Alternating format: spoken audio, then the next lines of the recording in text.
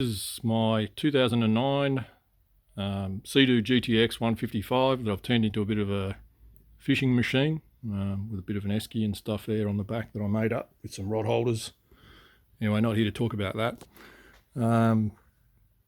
And you know, after buying this secondhand, it's obvious that it's had some leaking problems in the past. You can see there the rear of the motor, the paint's come away, and it's obviously had some water exposure and that to make the paint peel off like that. And you can see there I've popped open the rubber cover to the drive shaft. And on these 2009 and 2010 models, Seadoo had this brilliant idea of changing their their drive shaft design, denoted by that nut that you see there under the rubber cover. And that allows the tail shaft, the drive shaft rather, to thread into it, right? So it's gone from a clip type system to hold the tail shaft in position to a screw in type arrangement. And apparently, from all the research I've done online, these things are so prone to failure. A lot of 2009, 2010 Seadoo owners are getting like 20 hours after replacing the carbon ring and the floating ring assembly there, so that nut assembly and the actual carbon ring that presses up against it there from that rubber boot, and it leaks again, right? So Seadoo have come out with a replacement drive shaft that basically goes back to their old technique or their old design of the circlip and the carbon ring sort of hiding under the floating ring to hold the tail shaft or the drive shaft in position. And this is the kit that I'm going to put in today.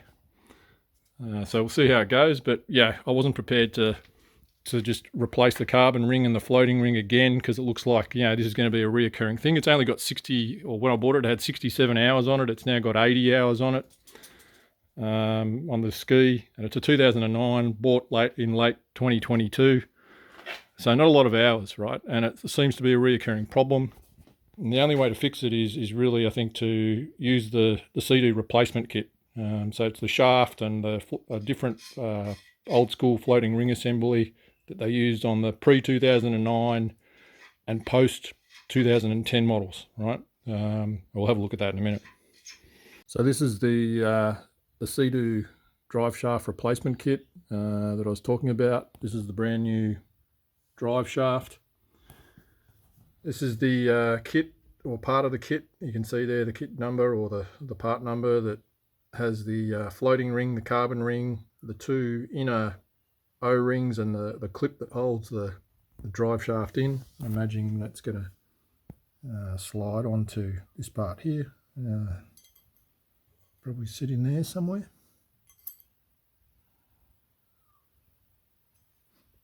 And this is the part that goes into the crankcase, or the PTO, right? So it replaces the existing part there that the drive shaft slides through and into. So I've got to put that on as well. There you go. So that's the replacement kit. It was off eBay, Australian, $5.99, I think it was. So not cheap, but not expensive either, I guess, in the grand scheme of things. Hopefully this is going to fix the repeated leaking problem that the current new design in 2009, 2010 that Seadoo came out with, obviously had in this model jet ski, and is a problem.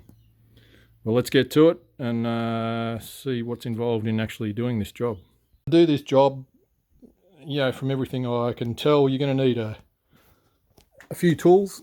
Some of them you can probably get away with, but I chose to buy them. To hold the existing spline on the drive shaft, you can see here it's a splined nut that will go after I take the pump off. That'll go on the actual drive shaft and allow me to turn it clockwise to unscrew it from the ring assembly inside the hull. We've got this tool here that will hold the new shaft in position while I get the pump sort of aligned and put on. So that goes on, to hold the new kit that I got, the new drive shaft in place. So that screws on that away without the pump obviously there, just to hold the shaft in position while I get all the ring assembly and all that in place, and the little circlip or the clip put in position to hold the shaft in. You got the floating ring separator tool, something that I'm going to need anyway, not only to put the new shaft in and the clip that holds it in place in position, but I'm also going to need it to do the regular maintenance on that particular area where it needs to be lubricated, every so often, right? And you need to be able to separate it to get at the O-ring surface that rubs against the floating ring. And then there's a support tool for putting up against the engine while you're using the floating ring separator tool to prise apart the floating ring from the carbon ring and get that circlip in and out, right? You're going to need Loctite, and that's really just for the pump nuts. So Loctite 243 just to go on the nuts that hold the actual pump on. There's four of those. 10mm ring spanner or 10mm spanner to get some of these nuts and bolts off for various steering controls and trim controls. A long or deep 17mm socket,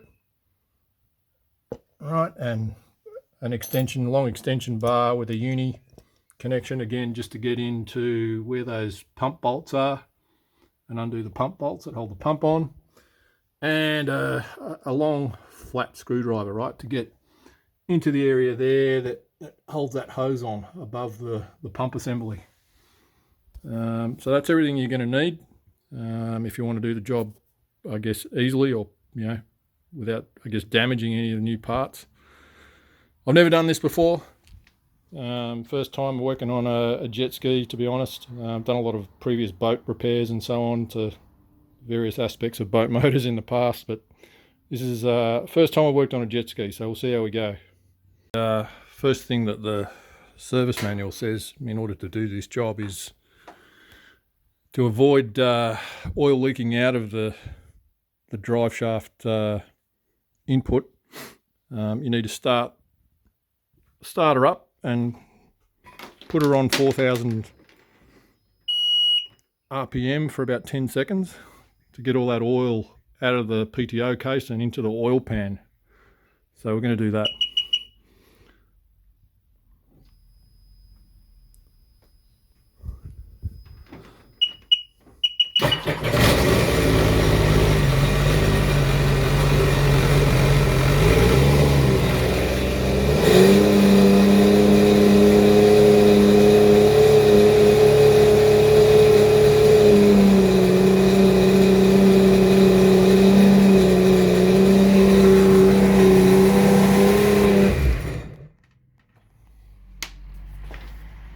After running the motor for about 10 seconds on around 400 RPM, we're going to pull out the pump. First thing I did was undo the little screw there that undoes that pipe from the top of the hose there. The 10mm ring spanners, I've undone the steering arm bolts that you can see there, and the bucket bolts connect there and there on both sides. And now we're on to the main 4 bolts that hold the pump on. A bit hard to film and do this, but we'll see how we go. So just using the electric impact wrench to undo the bolt. There it is, that's that one done. Alright, and literally just like that, undo those 4 bolts, and then wriggle the pump up and down, left and right, and she's off. So pretty straightforward so far. And there's the drive shaft that we're going to pull out and replace. can see there's a bit of grease on it, obviously, to keep it from corroding, but looks like just a marine type synthetic grease of some sort. But right, so next step is to pull that drive shaft out and replace it with the one in the kit. I do say in the manual to unclip the coolant top up overflow bottle and move it out the way, but I don't think I'm going to bother. I can get in there pretty easily, so I'm just going to get a big adjustable spanner, or shifter as we call them here in Australia, and get it on that ring nut, but I think on that floating ring nut there. But I think before I do that, I'm going to undo the rubber boots, so I'll get the screwdriver and undo those. Because it's so tight in there, one extra tool you probably need, a small flat blade screwdriver, or it may actually be, oh no, they're not Phillips head, they're flat screws on the ties. So just make sure you got one of those to make the job easier, otherwise you'll struggle to move around in there. There's not a lot of space. So one word on the floating ring nut, it's around 35mm, so you do need a shifter that can go out that far, right? And the shifter needs to be fairly thin in its two main arms. If it's too wide, like a standard one, you won't get it on the nut. So just something to make sure you're prepared for. Back on the job after a little bit of a break, a couple of weeks, because I needed to go overseas for work, but also needed to wait for the correct spline holding nut to arrive, because I'd ordered the wrong one. So I've got that on there at the moment and made up a bit of an extension. This was the wrong one, and I'll show you the correct size one. Where is it? Well, that's the part number there. So that's the wrong one for this job. It's a larger shaft and spline. But I've got the right one now, and I've just cracked the tail shaft from the sleeve on the inside, and about to remove it. Quick tip, following the manual, or should have followed the manual maybe, they recommend to undo the spark plugs, because as you're turning the shaft clockwise to undo it, there is obviously compression that you're fighting against in the engine. Now, yeah, it is a bit of a hassle, but it's not too bad. So I'm continuing to just unscrew it, working against the compression of the motor. But certainly would be easier if I did remove the plugs, but not a showstopper, I don't think, for the amount of effort that it takes to undo the plugs and put them back and stuff around. If you've got the right tools, and as you say here, as you see here, I've rigged up, a wrench on an arm, so that I can work sort of underneath without anyone needing to hold it, or hold the nut on the inside there. But if you can do that, and you've got a decent size breaker bar or torque wrench, which I'm using here to undo it with, plenty of leverage, going against the compression isn't too big a deal. After about 12 turns, or thereabouts, that's easy to pull out. It's all done. You can see there the thread, and you can see the gunk from the old carbon ring, I'd say, that's perished a little bit and gone off onto the sealed off lubricating area of the shaft. This is the correct spline holding tool, nut, I guess you could call it. And it's a size, well, I use a size 7/16 socket to fit over it. Not exactly a super snug fit, but yeah, it did the job. So all done. Now just got to put the new shaft in with the new circlip system and carbon ring and floating ring. See the old carbon ring is quite badly scored on the surface. And yeah, obviously I'll be replacing it with the new one, but just thought I'd show it. And when you look at the surface of this thing, it appears to be, I don't know, like whether it's corroded or a little bit pitted. Yeah, definitely pitted in a few areas, which would explain the wearing of the surface on the carbon ring like that, right? It's pretty bad, actually. No wonder it started leaking. Do a quick comparison of the old shaft and the new. The new shaft that comes in the kit is ever so slightly shorter, maybe a couple of mil. I've got them lined up there, and don't forget, got to swap that over onto the new shaft, a little stopper at the end. And yeah, you can see there the old floating ring using that nut mechanism, or what was supposed to be their re-engineered better system for sealing off, which actually turned into a bloody nightmare for a lot of customers. But that's, yeah, going to all be replaced now once I put it all back together. Just got to swap the carbon ring over into the old sleeve here, rubber sleeve, slot that back on, drop that on, and slide the shaft back in, and use that half round circlip to hold it all in. But there we go. Hopefully that's of use to someone who's watching, who wants to do maybe a similar or the similar job, the same job.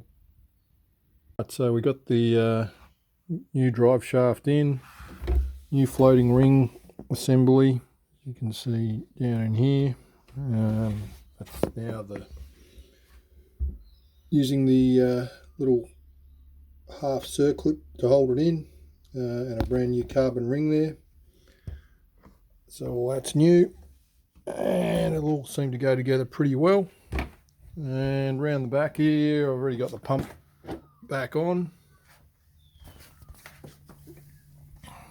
So pump's back on. Went on pretty easy, no dramas. Just did each of those, 4 main pump bolts up to I think it's 31 Newton meters on the torque wrench, and I've still got to do up some of these other nuts to hold the steering arm and the nozzle and so on. So I still got to do those up, and I've got to do that hose clamp up the top there up, and we're ready to go and give it a test. So there, all done. Took a while, but first time I've done a shaft replacement on the jet ski, so yeah, it wasn't too bad. You can see there the part number on the new shaft, and there's a green dot on the old shaft. I'm not sure what that is, but yeah, the older shaft is coated in rubber to protect it from corroding, and they suggest that the new shaft is lubricated, right, in oil or lanolin or something to have the same effect. I may give it a coat of paint, to be honest, like a very quick coat of paint to give it some corrosion protection. So on inspection more closely of the wear ring, you can see that it's definitely worn unevenly. There's a lip on the top, no real lip on the bottom, and if you slot them together, you kind of can see that it looks to me